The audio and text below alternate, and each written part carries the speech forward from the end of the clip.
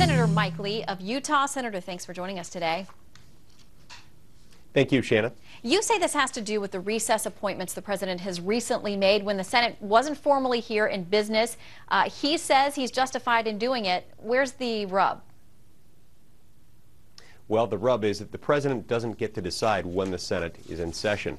Ours is not a government of one, and the minute he decides that he has the power to say that we are in recess when in fact we had just had a session one day earlier is dangerous. And it threatens to take away the Senate's advice and consent prerogative to make sure that we have the ability to confirm presidential appointees.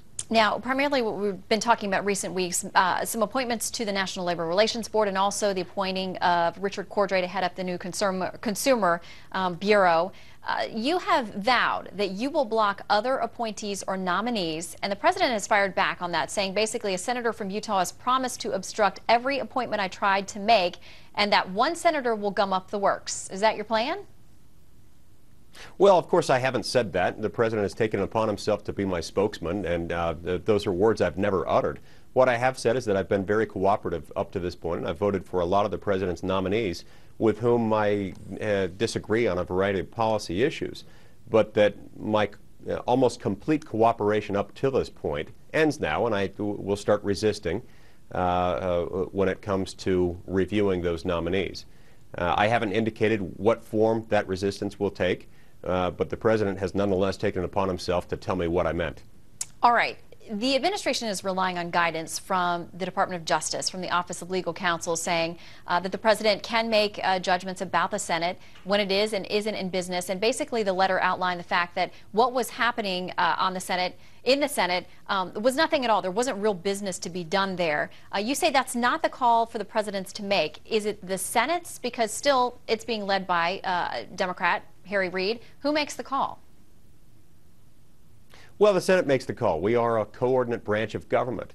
And just because the president thinks that we aren't doing enough at any given moment can't mean that he can thumb his nose at the Constitution and install people into high political appointed positions without any role for the Senate to play in the confirmation process.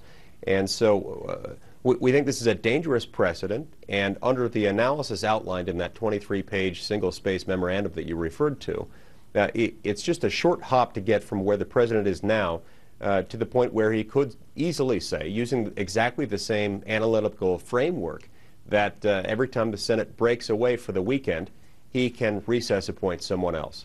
All right, Senator, you're going to be speaking at CPAC this week. Most of the GOP candidates will be there as well. Is there somebody in the field yet that you feel most lines up with your philosophy, your understanding of the Constitution and these issues? Will you endorse someone before the primary is wrapped up?